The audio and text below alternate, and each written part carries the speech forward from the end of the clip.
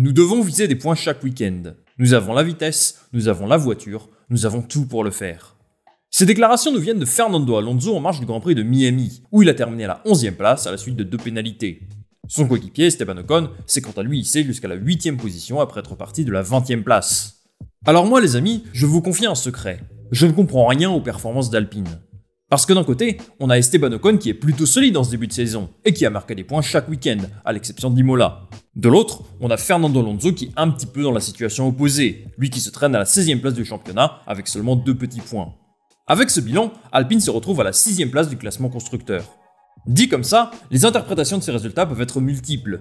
Est-ce qu'Esteban Ocon surperforme? Est-ce que Fernando Alonso est mauvais? Ou simplement extrêmement malchanceux? Eh bien moi je pense que la véritable interrogation est plutôt autour de la monoplace.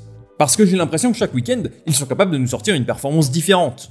Entre une voiture capable de chercher une deuxième, voire une première ligne en Australie, et la vitesse très moyenne en course de cône à Imola par exemple, difficile de comprendre où se situe réellement la monoplace. Et pour toutes ces raisons, eh bien moi j'ai envie d'étudier la question un peu plus en profondeur. Que vaut vraiment Alpine? Le potentiel est-il inexploité? Peut-on s'attendre à des évolutions et des meilleurs résultats dans les prochaines semaines? On va tenter de répondre à toutes ces questions, et ça commence tout de suite.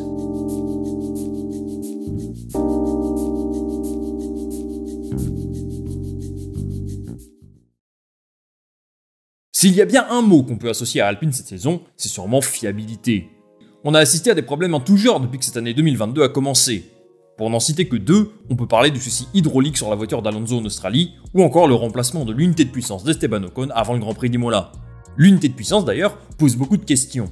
À l'intersaison, le patron d'Alpine, Laurent Rossi, assurait que son équipe allait faire passer les performances du moteur avant sa fiabilité.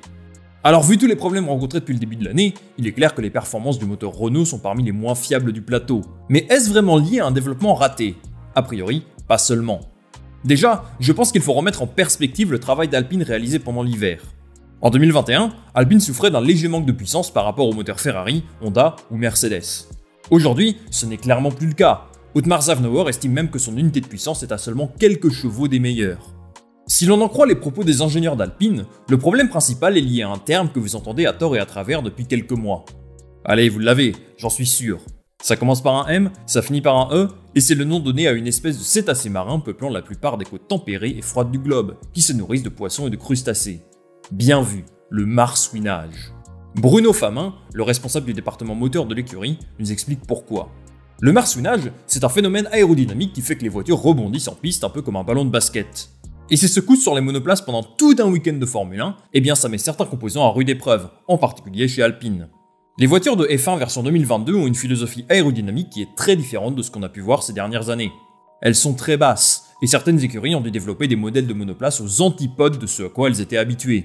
C'est le cas d'Alpine, qui met en avant des problèmes au niveau du moteur à combustion interne, mais pas le moteur en lui-même. Le souci vient plutôt des composants autour du moteur. Ces composants sont soumis à un marsouinage constant, et ça a un impact direct sur la performance du moteur.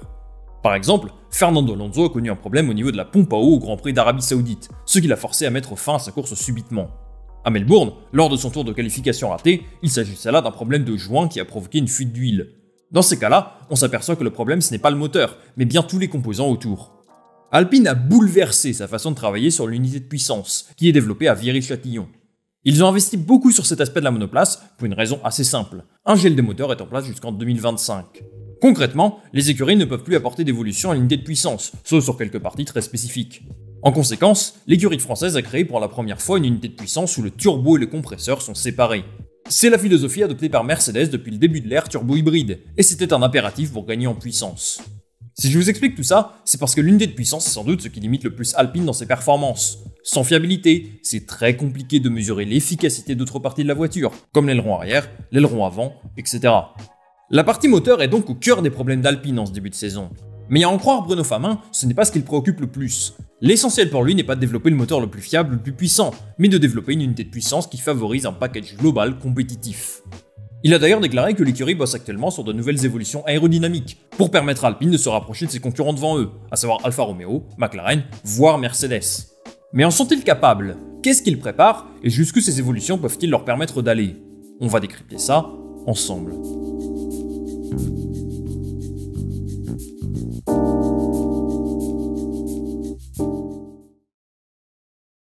Alpine travaille actuellement sur des aspects clés de sa monoplace, à commencer par le moteur.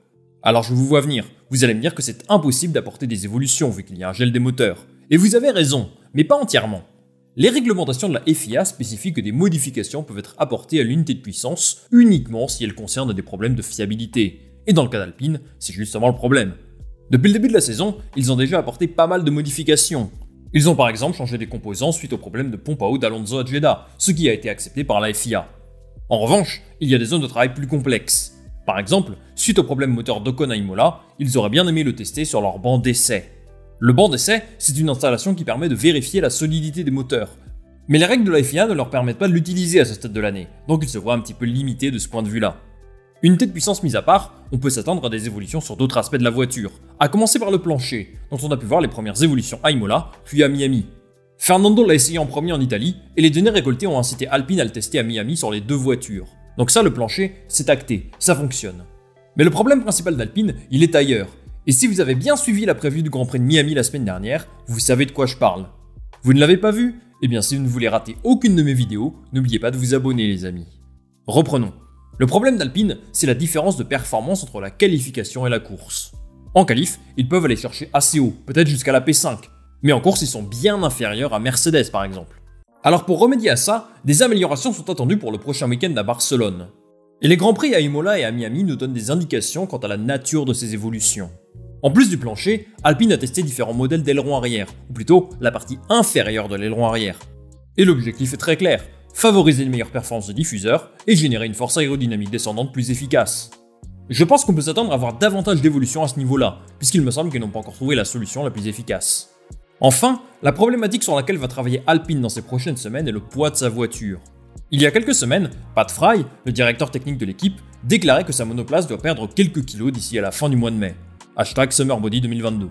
Ça se comprend, c'est une problématique rencontrée par beaucoup d'écuries, et quand on sait que 10 kg supplémentaires peut faire perdre jusqu'à 4 dixièmes par tour, eh bien le gain de performance potentiel est clairement visible. La monoplace d'Alpine a commencé la saison en surpoids, peut-être plus que toutes les autres écuries. Malgré ça, ils ont réussi à livrer des bonnes performances en qualif. Mais s'ils veulent également assurer le coup en course, il faudra sans doute que la monoplace devienne plus légère. Et le problème il est là, perdre du poids sans compromettre la performance. Ce sont deux objectifs difficiles, mais pas incompatibles. On peut s'attendre à voir Alpine copier des concepts de voitures légères comme Alfa Romeo, ou encore s'inspirer de l'aileron arrière de Red Bull, qui est sans doute la référence en la matière en ce début de saison. La complexité pour Alpine, c'est qu'il possède un design d'unité de puissance unique en Formule 1. Apporter des évolutions sans compromettre l'intégration et la performance moteur est un véritable défi. En prenant tout ça en compte, que peut-on attendre des performances d'Alpine dans les prochaines semaines? Est-ce qu'on va les voir jouer plus haut que le bas du midfield? Déjà, j'ai envie d'évoquer brièvement la performance des pilotes. J'en ai pas parlé jusqu'à présent parce que je souhaite que la monoplace soit au centre de cette vidéo, et aussi pour une raison très simple. Je considère que les deux évoluent à un niveau très bon. Esteban Ocon en premier lieu bien sûr, qui est une vraie assurance point depuis que la saison a commencé. Sa 9ème place au classement général permet à son équipe de se maintenir en vie au classement, et je n'ai que très peu de reproches à lui faire. C'est vraiment un super début d'année, dommage pour ce crash à Miami par contre. Quant à Fernando Alonso, il est poissard comme pas possible à toutes les courses, et sincèrement, ces 2 points ne reflètent pas son réel niveau. Il a commis des erreurs à Miami, et j'espère que ça ne l'impactera pas trop, mais bon, connaissant le personnage, je pense qu'il va se remobiliser et marquer des points très rapidement. A mon sens, les évolutions d'Alpine vont leur permettre de jouer plus haut que leur classement actuel en tout cas. Alpine a une monoplace qui peut déjà permettre de jouer à la Q3 chaque week-end. Ils ont eu quelques problèmes de fiabilité, mais s'ils ont réussi à mettre ça de côté, ils ont le potentiel pour marquer des points chaque week-end, aucun doute là-dessus. Maintenant, sont-ils capables d'aller chercher la 4ème place, occupée pour l'instant par McLaren, voire aller titiller Mercedes pour la 3ème place? À mon avis, oui et non. Je pense que cette bataille pour la 4ème place avec McLaren et Alfa Romeo et tous les autres va être très serrée. Mais à mon avis, ils ont largement leur mot à dire.